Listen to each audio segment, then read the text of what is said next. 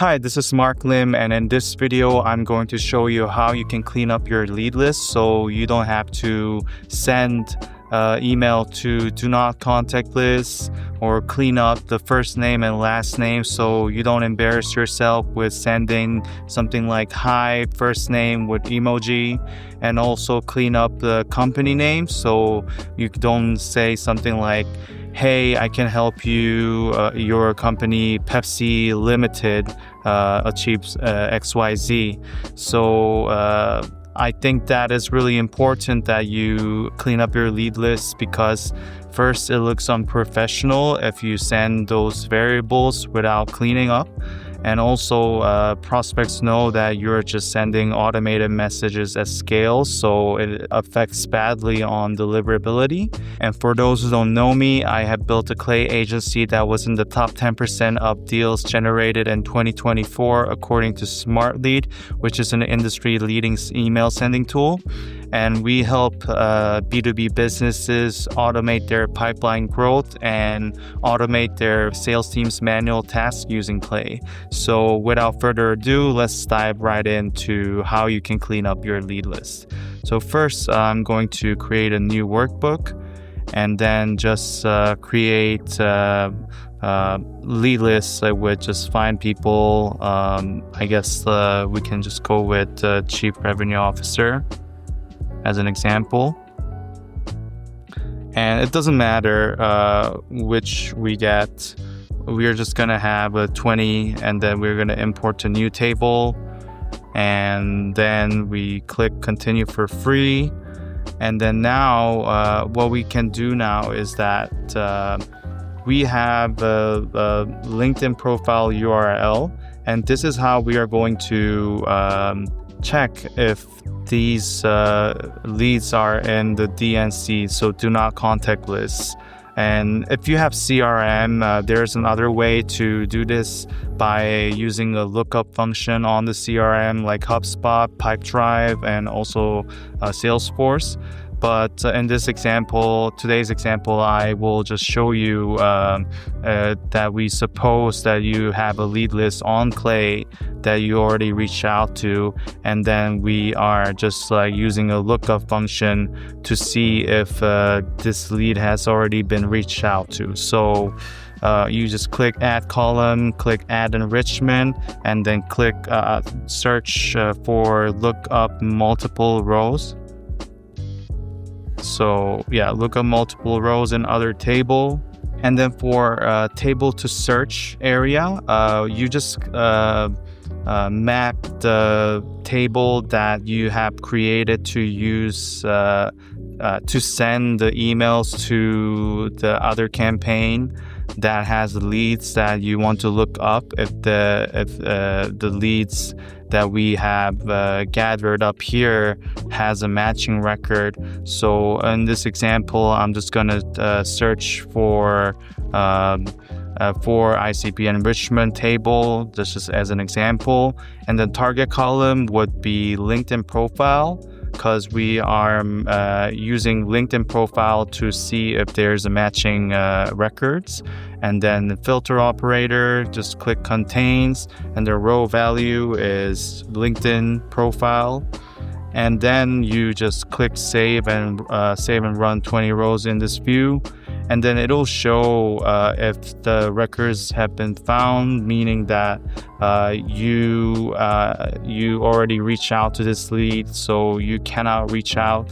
But in this example, they are all have not been reached out to, so you can use this lead list to continue with the campaign.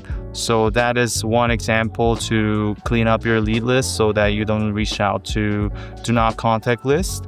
And the second would be to format the first name and last name. So as you can see, you will have some nicknames here or initials, and then Clay has actually a native function where you can normalize first name and last name. So if you just type in first name, then there is a function called normalize first and last names. So click that and then map the first name So here, first name and last name here, and then click save and run 20 rows. Then you will get the KD from Kevin, the first name, has been gone. Then that means that you can use this normalized first name and last name. It's really easy this way. And then for the last name too, the happy executive one has been removed. So all you have to do is just use this names here. And just another tip would be to hide this column. So hide this column. And then you also wouldn't want to use the full name that Clay has generated, because it has a fluff like this, like Kevin KD Dorsey or Victoria Huff, the happy executive. So what I do usually is just I create a new formula, combine normalize first name and last. Yeah, so just type in combine normalize first name and last name and have space in the middle. And what it'll do is that it'll generate a formula that just creates that formatting the full name. So now you won't see any nicknames or anything, that you will just get the clean full name. So that's how you can normalize the first name, last name, and full name. And it will be really beneficial for your CRM in case there could be duplicates. So yeah, that's how we will usually do. And lastly, the issue with the company name. So if you see here, a company would have like humble CO dot and then Mastery of B2B Sales, comma LLC. We don't want that. Like if you actually send the email with this at the end, then they will know that it is just automated email. No human sends email like this. So what usually you would do is use Clay's normalized company name function. But what I have found is that even if you run this, let's say you run this, there are times that this function doesn't do its job well. Like in this case, it did its job well, but there are some times that it doesn't really clean up the name so well. So if you want to be really thorough, then what I suggest is use the AI prompt. And by the way, I recommend you use this method if you are already going to or we're planning to create a company summary already.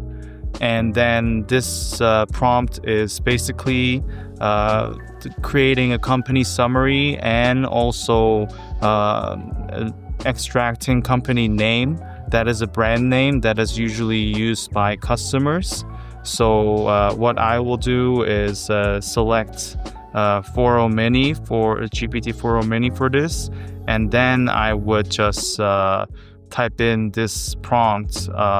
If you want to copy word for word, you can just use this, like you pause and then just like copy and paste it like this.